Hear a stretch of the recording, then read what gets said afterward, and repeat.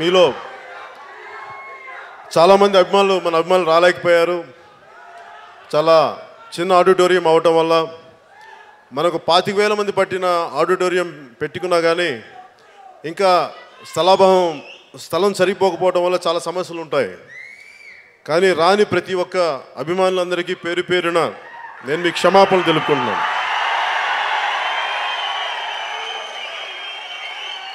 So మీకు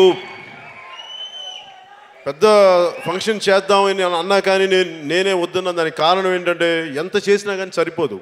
నాకు మీలో దెబ్బలు తగిలినా, లా అండ్ ఆర్డర్ ఇష్యూస్ వచ్చినా ఇవన్నీ భయంతో మనం ఎంతైతే కంట్రోల్ చేయగలమో కొంచెం ఇబ్బందులు ఉన్నా కానీ చాలామంది ఆశాభంగం చెందినా కానీ టీవీలో చూసుకోవచ్చు అని చెప్పి నేనే మీ అందరి క్షేమం కోసం చిన్నది పెట్టాను. కానీ మీ మీద ప్రేమ తక్కువ అయితే కాదు. దయచేసి ఇక్కడికి రాలేకపోయిన అభిమానులందరికీ, నా సోదరులందరికీ, నా సిస్టర్స్ అందరికీ, నా అక్క చెల్లెళ్ళందరికీ, ఆడపడుచులందరికీ, యువ మహిళా శక్తికి ప్రతి ఒక్కరికి నా మనస్ఫూర్తిగా నా క్షమాపణలు తెలియజేసుకుంటున్నాను. మీ అందరూ మా కోసం అని చెప్పి ఇలా చేయాల్సి వచ్చింది. అంటే నాకు సినిమా అనేది నాకు అనుకోకుండా సినిమాలోకి వచ్చాను. ఏదో ఒక టెక్నీషియన్గా అవుదాం అనుకున్నాను, లేదంటే ఇంకేదో అవుతాం అనుకున్నాను. కానీ హీరోని అవుతానని కానీ యాక్టర్ అవుతాను కానీ నాకైతే నమ్మకం లేదు నా మీద. కానీ జరిగిపోయింది ఏదో. కాకపోతే నాకేంటంటే ఏ పని ఇచ్చినా సరే, అది తోట పని కావచ్చు, లేదంటే వీధులు ఊడ్చే పని కావచ్చు, ఎలాంటి పనైనా సరే నిస్సిగ్గుగా చాలా గర్వంగా పనిచేస్తాను, చాలా నిజాయితీతో పనిచేస్తాను. సినిమాలు కూడా నాకు భగవంతుడిచ్చిన భిక్ష అనుకొని ఎంత కృతజ్ఞతగా చేయాలో, ఎంత కష్టపడాలో, ఎంత ఒళ్ళు దగ్గర పెట్టుకొని చేయాలో ఇన్ని సంవత్సరాలు అంతే ఒళ్ళు దగ్గర పెట్టుకొని చేశాను. భవిష్యత్తులో ఎలాంటి బాధ్యతలో పెట్టినా కానీ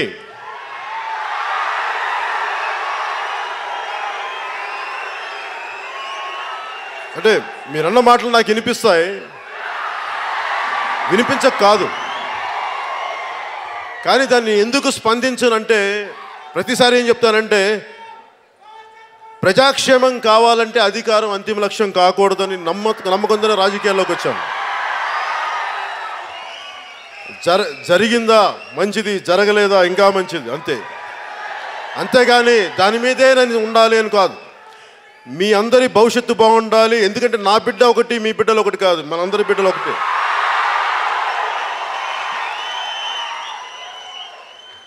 సినిమాల్లో నాకు మొదటిసారి సినిమా అయిపోయింది. ఎక్కడమ్మా ఇక్కడమ్మా అని సినిమా అయిపోయింది. తర్వాత గోకులను సీతను చేశాను. నాకు త్రివిక్రమ్ గారికి పరిచయం అందరూ మన జల్సా సినిమా అనుకుంటారు, లేదంటే అతడు సినిమా స్క్రిప్ట్ ముందు అనుకుంటారు. కానీ యాక్చువల్గా ఆయన అసిస్టెంట్ రైటర్గా ఉన్నప్పుడు నేను హీరోని. ఆయన గోకులం సీతకి ఆయన అసిస్టెంట్ రైటర్. నాకు అప్పటి నుంచి తెలుసు త్రివిక్రమ్ గారు. కాకపోతే నా పరిచయం లేదు అంతగా. ఆయన పోసాని మురళి గారు అసిస్టెంట్ అని తెలుసు. అంటే ఎందుకు చెప్తున్నానంటే ఈ సందర్భం, నాకు ప్రతి సినిమా నా జీవితంలో నేను కొన్ని నేర్చుకున్నాయో, నేను కొన్ని రియలైజ్ అయినాయో అవి సినిమాల్లో వచ్చాయి. యాదృచ్ఛికమో అది యాక్సిడెంట్ నాకు తెలియదు, ఎలా వచ్చాయి అలా జరిగాయి. అది నాకు గోకులంలో సీతలో ఒక మంచి డైలాగ్ ఇస్తుంది. ఆయన చాలా మంచి డైలాగ్. నేను చెప్పేవాడిని ఈ డైలాగ్ చాలా బాగుంటుందంటే చెప్పారు. అది నేను రాసిన డైలాగ్ అండి అని. తర్వాత అదేంటంటే ఒకడు తప్పు దారికి వెళ్ళిపోయి ప్రేమ అనే దాన్ని వాడు గుర్తించి తిరిగి ఒక సన్మార్గంలో పడతాడు. భోగం వదిలేసి బాధ్యత యోగం వైపు నడుస్తాడు. అలాంటి పాత్ర అది ఎందుకో నాకు అనేక రకాల సందర్భాలు నాకు వెతుకుతున్నప్పుడు నాకు ఆయన రాసిన డైలాగులు నాకు ఎంత కరెక్ట్గా వచ్చినాయి అంటే, ప్రేమే దైవం, ప్రేమే సర్వం, ప్రేమే సృష్టి మనుగడకు మూలం అని తెలుసుకున్నానని చెప్పి రాసిన త్రివిక్రమ్ గారి డైలాగులు ఆ రోజు అసిస్టెంట్ రైటర్గా రాసిన డైలాగులు నాకు గుర్తుండిపోయిన ఈ రోజు దాకా. ఎందుకంటే అంటే ఒక మంచి బలమైన భావం, మంచి బలమైన డైలాగులు ఎలా నాకు నా సినిమాలో డైలాగులు చాలా తక్కువ గుర్తుంటాయి నాకు. కానీ ఎప్పుడో చేసిన నా రెండో సినిమా డైలాగులు గుర్తుండిపోయిన అంత గొప్ప డైలాగులు రాయగలిగిన వ్యక్తిత్వం విక్రమ్ గారు. ఆయన నాకు మిత్రుడు అవడం నాకు చాలా ఆనందం కలిగింది. అంటే నా ప్రతి సినిమా నన్ను ఏం రిఫ్లెక్ట్ చేస్తుందని ఎప్పుడు నేను చాలా తక్కువసార్లు పంచుకుంటాను. సినిమాలు నన్ను ఏ సినిమా నన్ను ఎలా కదిలించిందనేది. సుస్వాగతం సినిమాలో చదువు బాధ్యత వదిలేసి కేవలం ప్రేమ అని చెప్పి జీవితాన్ని వ్యర్థం చేసుకునే ఒక యువకుడి పాత్ర అది. తండ్రి చనిపోతాడు, ఇలా కొడుకు అటు ఇటు తిరుగుతూ ఉంటాయి. అంటే దగ్గర ఉన్నప్పుడు బాధ్యతగా ఉన్నప్పుడు మన తల్లిదండ్రుల విలువ తెలియదు. వాళ్ళు దూరం అయిపోయినప్పుడే వాళ్ళ తల్లిదండ్రుల విలువ తెలుస్తుంది. నాకు అవన్నీ జరగకుండానే నాకు నా తల్లిదండ్రుల విలువ తెలుసు. కానీ నాకెందుకు అది ఎప్పుడు బాధ్యతగానే ఉండేవాడిని చిన్నప్పటి నుంచి. కానీ ఆ సినిమాలో నేను చేసిన పాత్ర క్లైమాక్స్లో నేను ఎంత ఏడ్చానంటే నిజంగా ఏడ్చాను. ఒక 16 టేకులు చేసిన. ఎన్నిసార్లు చేసినది? అంటే నేను ఎంత ఏడ్చినా సరిపోక డైరెక్టర్ భీమనేని శ్రీనివాస్ గారు చెంపల మీద కొట్టుకుంటే ఇంకా అంటే ఒక 40 సార్లు చేశాను ఆ సీన్. 40 టేకులు చేశాను. కొట్టుకొని నిజంగా కొట్టుకోవాలి. ఇలా సున్నితంగా ఏం కొట్టుకుంటాం, నిజంగా కొట్టుకుంటే తలకాయ దిమ్మెక్కిపోయేది. మళ్ళీ అలా చేసుకుంటూ వెళ్ళిపోతే నేను అనుకున్నాను ఆ సీన్ అయిపోయిన తర్వాత అంటే నేను ఆఫ్ చేసుకోలేకపోయాను ఆ భావాన్ని. నిజంగా నా తండ్రి చనిపోతే ఇంక నేను ఏడుస్తాను అనిపించింది. జరగకూడదు, అశుభం అని తెలిసినా కానీ నా వల్ల కాలేదు. జల్సా చేసే టైంలో మా నాన్నగారు చనిపోతే నాకు ఏడుపు రాలేదు. ఏడ్చేశాను. ఆయన చనిపోవడానికి ఎప్పుడు కొన్ని సంవత్సరాల ముందు ఏడ్చేశాను. 3 రోజుల తర్వాత ఆయన చనిపోయిన చిన్న దినం తర్వాత నేను వెళ్ళి షూటింగ్ చేయాల్సి వచ్చింది జల్సా. అంటే ప్రతి సినిమా తాలూకు ఏదో ఒక అనుభవం నా జీవితంలో నన్ను కదిలించే సినిమా నేను సినిమాగా చూడలేదు. సినిమా నా జీవితం, నన్ను కదిలించిన సంఘటనలు, నాలో చాలా రేకెత్తించిన భావాలు అలా ప్రతి జరిగినాయి. తొలి ప్రేమ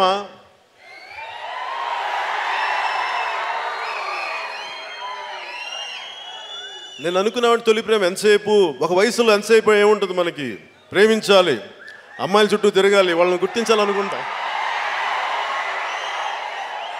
కానీ అప్పటికి నాకేమనిపించిందంటే బాధ్యత లేని ప్రేమ ఏం ప్రేమ అనుకున్నాను. అంటే బాధ్యతలు విస్మరించి అమ్మాయిల చుట్టూ తిరిగి లేదా అబ్బాయిల చుట్టూ తిరిగి బాధ్యతల్ని మర్చిపోతే మరి మనం తల్లిదండ్రులకి ఏం చేసినట్టు అనే ఆలోచన నాకు కలిగినప్పుడు తొలి ప్రేమ స్క్రిప్ట్ ఎవరో ఒకరు తీసుకొచ్చారు, నా కరుణాకరణ్ అనే వ్యక్తి. సో అలా నా ప్రతి సినిమా నాలో కదిలే భావాలకి ఏదో ఒక రూపంలో సినిమా రూపంలో బయటకు వచ్చాయి. అలా ఒక్కొక్క సినిమా చేసుకుంటూ బద్రి అనే సినిమా, తమ్ముడు అనే సినిమా, తొలి ప్రేమ తర్వాత నాకు నిజంగా నేను కష్టపడింది తమ్ముడు అనే సినిమాకి. ఒక సూపర్ డూపర్ హిట్ సినిమా వచ్చిన తర్వాత దానికి ఫాలో అప్ సక్సెస్ రావడం చాలా కష్టం, జరగదు. నేను నా ప్రాణాలను పణంగా పెట్టేశాను, ఉంటే ఉంటాం పోతే పోతామని చెప్పేసి. ఎప్పుడో నేర్చుకున్న మార్షల్ ఆర్ట్స్ మళ్ళీ ఇంకోసారి చేయాల్సి వచ్చింది. ఈ రోజుకి ఆ రోజు కార్ల కింద చేసి నా పర్మనెంట్గా నాకు ఇది వంగిపోయింది. ఆ రోజు చేసింది ఇప్పటికీ రాత్రులు ఇట్లా చేతులు తిరిగిపోతూ ఉంటాయి. ఒక పిచ్చి ఉన్మాదంతో చేశాను, ఇష్టంతో. అంటే నన్ను ఇంత అభిమానిస్తాను, ఇంకా నేను ఏమి ఇవ్వాలని. అన్నిటికంటే నేనేం నమ్ముతానంటే మొదటి నుంచి మన భవిష్యత్తుని నిర్ణయించుకునేది మనమే. అది ఒక యువతలో ఉన్న శక్తి, యువకుల్లో ఉన్న శక్తి, మహిళా యువతలో ఉన్న శక్తి, ప్రతి యువకుల్లో ఉన్న శక్తి. దానిని ఎవరో కూర్చోబెట్టి నువ్వు చెయ్యలేవు, ఇది నీ వల్ల కాదు అని చెప్పే హక్కు ఎవరికీ లేదు అని చెప్పడానికి నిదర్శనం తమ్ముడు సినిమా. అది నేను గుర్తించాను, నేను దారి నడిచాను. అలాంటి భావాలు వెతికే వాళ్ళకి ఆ సినిమా ఎంతో కొంత ఒక స్ఫూర్తి కలిగించాలనే ఉద్దేశంతో ఆమె ట్రావెలింగ్ సోల్జర్ అని పెట్టాను. దానికి కారణం ఏంటంటే నన్ను హద్దులు గీసేది మీరెవరు, బయట సమాజాన్ని నేను అడగదలుచుకుంది. నన్ను హద్దులు గీసేది నేను ఏ స్థాయికి వెళ్ళాలి, నేనంటే నేను కాదు, మీరు ప్రతి ఒక్కరు, ప్రతి ఒక్క యువకుడు చిన్న వయసు నుంచి మన భవిష్యత్తును రాయగలిగేది పక్క సమాజం, పక్కనోడు కాదు, మనలో ఉన్న చేతనం, మనలో ఉన్న భగవంతుడి శక్తి. దానిని గుర్తించినప్పుడు మనల్ని ఏది ఆపలేదు. నేను అది చెప్పదలుచుకున్నాను. ఆమె అంటే మీరెవరన్నా ఆపడానికి, నా గ్రోత్ ఎంత, నేను అనుకున్నంత, మీరు అనుకున్నంత కాదు, నేను అనుకున్నంత నేను ఎదుగుతాను, మీరు అనుకున్నంత నేను ఎదగను. అది నా ఒక్కడి గురించి మాట్లాడలా, నాలాగా నేను చాలా చిన్న స్థాయి నుంచి వచ్చాను. ఇప్పటికీ చిన్న స్థాయిలోనే ఉండటం ఇష్టం. ఆలోచన విస్తృతి పెద్దగా పెంచుకుంటాను, కానీ ఇక్కడ మటుకు అడుగులు భూమికి తాకి ఉండాలని కోరుకుంటాను. భూమికి బలంగా అతుక్కుపోయి ఉండాలని కోరుకుంటాను. అది నేను పంచుకున్నాను తమ్ముళ్ళు. బద్రీలో ఏం పంచుకున్నానంటే ఇద్దరు అమ్మాయిల్ని కాదు, అది మీరు గుర్తుంచుకోండి. బద్రీ పేరుకి ఇద్దరు అమ్మాయిలు ప్రేమించిన కథ అయినప్పటికీ దాంట్లో నాకు ఆ విలన్ క్యారెక్టర్ ఉంటుంది, అమ్మాయి అన్నయ్య క్యారెక్టర్.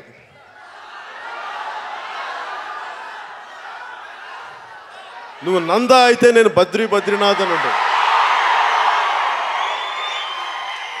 అది నాకు ఒక డైలాగ్ కాదు. అది ఏంటంటే ప్రతి ఒక్కడు ఎదిగే ప్రతి ఒక్కడు ఇంకొకటి తొక్కేయాలనుకుంటాడు. ప్రతి ఒక్కడికి అహంకారం ఎక్కువ. నేను ఇంత గొప్పడు కాబట్టి నువ్వు నా కింద పడి ఉండాలి, నువ్వెవడిపోయి నేను కూడా అంత నువ్వు మూసుకొని చెప్పడానికి.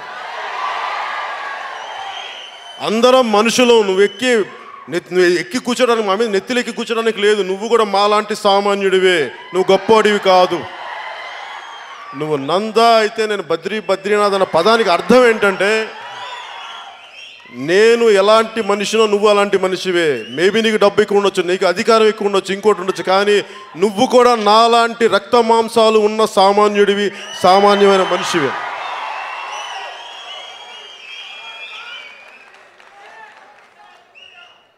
ఖుషీ సినిమాకి వచ్చేటప్పటికి నాకు ఇష్టమైంది ఏంటంటే నా దేశాన్ని ఎంత ప్రేమించాలి అదొకటి చెప్పదలుచుకున్న. మిగతా లవ్ స్టోరీస్ ఎన్ని ఉన్నా కానీ ఏ మేరా జహా అనేది నా దేశం. నా దేశాన్ని, అది నా కాలేజ్ అవ్వచ్చు, నా కాంపౌండ్ అవ్వచ్చు, నా ఇల్లు అవ్వచ్చు, నా లొకాలిటీ అవ్వచ్చు, బయట వాళ్ళు ఎవరో వచ్చి ఇక్కడ మీరు డిసైడ్ చేయడానికి మీకు సంబంధం లేదు. నా దేశం, నా ప్రాంతం, నా ఏరియా, మీకు సంబంధం లేదు. అది చెప్పడానికి ఏ మేరా జహా. అలా ఒక్కొక్క సినిమా. కానీ ఖుషీ రేపు రిలీజ్ అంటే ఇక్కడ హైటెక్ సిటీలో నేను నాతో పాటు పనిచేసిన చాలామంది ఉన్నారు, కొంతమంది స్టాఫ్ అంతా. వాళ్ళతో కూర్చొని నేను ఫస్ట్ టైం ఇక్కడ మాదాపూర్లో ఉన్న హైటెక్ సిటీలో సినిమా చూస్తూ ఉన్నాను. సినిమా మధ్యలో దాన్ని ఇంగ్లీష్లో ప్రెమానిషన్ అంటారు, లేదంటే అది కీడా. ప్రెమానిషన్ అంటే ఆపద శంకించడం అంటాను, కీడు శంకించడం ప్రెమానిషన్ అంటే. సినిమా చూస్తుంటే నాకేమనిపించిందంటే మధ్యలో ఇంటర్వెల్ మధ్యలో, అరే నీకు రాబోయేది కొన్ని సంవత్సరాలు గడ్డు కాలం ఉంటుంది, చాలా కష్టాలు ఉంటాయి, నీకు చాలా ఇబ్బందులు ఉంటాయి అని నాకు ఏదో విపరీతమైన భావన కలిగిపోయి నీరసం వచ్చేసింది, బాధ వచ్చేసింది. బయటకు వచ్చేసాను. బయటకు వచ్చి నాకేం చేయాలో తెలియలే, ఆకలి చచ్చిపోయింది. ఆ రోజు నేను దెబ్బతిన్నది తిరిగి నాకు శక్తి పుంజుకోవడానికి గబ్బర్ సింగ్లో పోలీస్ స్టేషన్ సీన్లో చేస్తే కానీ ఆ శక్తి నేను పుంజుకోలేకపోయాను. ఆ రోజు కోల్పోయిన శక్తి. అప్పటిదాకా నేను భగవంతుని రోజు యాచకుడిలాగే నేను చేతులు పెట్టుకొని కూర్చున్నాను. నువ్వు ఎప్పుడు ఇస్తావో నాకు అప్పుడు నేను నిన్ను అడగను, నేను ఇబ్బంది పెట్టను, నేను నా కర్మ చేసుకుంటూ వెళ్ళిపోతానని చెప్పి రోజు భగవంతుడి ముందు తల మోకరిల్లి నువ్వు ఏ బాధ్యత ఇస్తావో నాకు అదే ఇవ్వు అని చెప్పి నేను ఆయన ఇంకేం అడగలేదు. నేను అలా కూర్చొని ఉన్నాను. అది అయిపోయిన తర్వాత ఆ పోలీస్ స్టేషన్ సీన్లు చేస్తున్నప్పుడు నాకు తిరిగి ఏదైతే నేను కోల్పోయానో ఖుషీ టైంలో అప్పుడు వచ్చింది ఆ శక్తి తిరిగి. కానీ అక్కడితో ఆగిందా అంటే ఇది నిరంతర పోరాటం. జీవితం అనేది నిరంతర పోరాటం. ఒకరోజు పడిపోతాం, ఇంకో రోజు లెగుస్తాం, మళ్ళీ ఇంకో రోజు లెగుస్తాం. ఇది నిరంతర పోరాటం. దీన్ని సమానంగా చూడగలగాలి, గెలుపు ఓటమిలు సమానంగా చూడగలగాలి అన్న ఆలోచన నాకు ఆ రోజు నుంచి స్టెబిలైజ్ అయ్యి ఈరోజు నేను గెలుపు ఓటములను సమానంగా తీసుకునే శక్తి నాకు ఉందని చెప్పడానికి నేను ఏమాత్రం సందేహించను.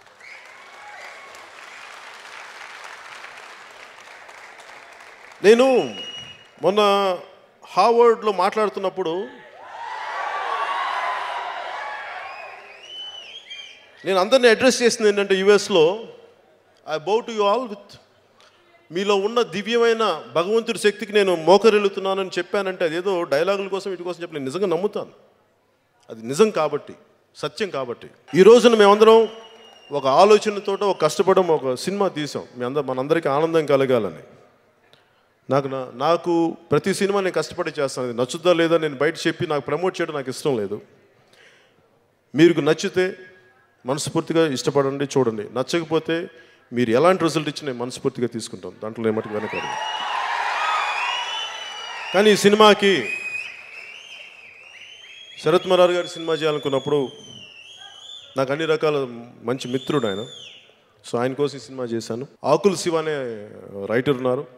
ఆయన ఈ కథని ముందుగా రాయలసీమ ఒక వీరం అనే సినిమాని దాన్ని తెలుగులో డబ్ చేయాలంటే దానికి ఇలా కావాలని రాయలసీమ ప్రాంతానికి బాగుంటుందంటే ఆకుల శివ అనే రాయలసీమ ప్రాంతానికి చెందిన రైటర్ని అడిగి ఆయన రాసిన దాన్ని చేసిన తర్వాత డాలీ గారు డైరెక్టర్గా తీసుకున్నాం. డాలీ గారు చాలా సున్నితమైన దర్శకుడు, చాలా బాగా తీస్తారు సినిమా. నాకు ఆయన సినిమా ఎందుకంటే గోపాల దగ్గర నుంచి ఆయనలో చాలా సున్నితమైన హాస్యం ఉంటుంది. ఆయన హాస్యం నాకు నచ్చుద్ది. ఆయనతో పనిచేయడానికి నాకు ఎప్పుడు ఎదురు చూస్తాను, బాగుంటుంది ఆయనతో అట్మాస్ఫియర్. మొదటిసారి ఈ సినిమా పాత్ర ప్రకారం నేను అన్నయ్యనయ్యాను. నాకు నిజంగా ఈ తమ్ముళ్ళు నచ్చారు. అంటే కథ ఏంటంటే, నాకు అమ్మాయిలంటే ఇష్టం ఉండదు, కానీ వీళ్ళు ఆల్రెడీ ప్రేమలో ఉంటారు. వీళ్ళందరూ కలిపి కాటమరాయిని ఎలా ప్రేమలో ముంచేస్తారన్నది సినిమా కథ. సో వీళ్ళ సినిమాలు వీళ్ళ గర్ల్ ఫ్రెండ్స్ పాత్రధారులకి నాకు అందరి పేర్లు గుర్తులేదు, క్షమించాలి. ప్రతి ఒక్కరికి పేరు పేరున ఈ సినిమాలో నటించిన నటీమణులందరికీ, అలాగే ఫైట్ మాస్టర్ రామ్ లక్ష్మణ్ గారికి, ఎడిటర్ గౌతమ్ రాజ్ గారికి, ఆర్ట్ డైరెక్టర్ బ్రహ్మకడల్ గారికి, మిగతా టెక్నీషియన్స్ అందరికీ ప్రతి ఒక్కరికి పేరు పేరున నా హృదయపూర్వక నమస్కారాలు, ధన్యవాదాలు తెలియజేసుకుంటూ ఆలి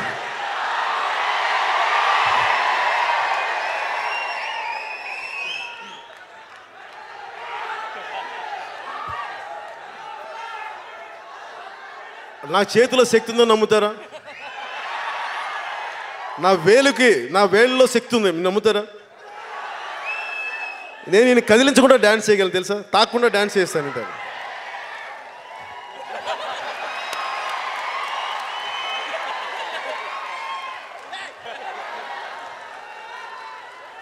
దయచేసి నా వేళలో చాలా శక్తి ఉంది, దగ్గరికి వస్తే ఇలా డ్యాన్స్ చేస్తాను. జై హింద్. గుడ్.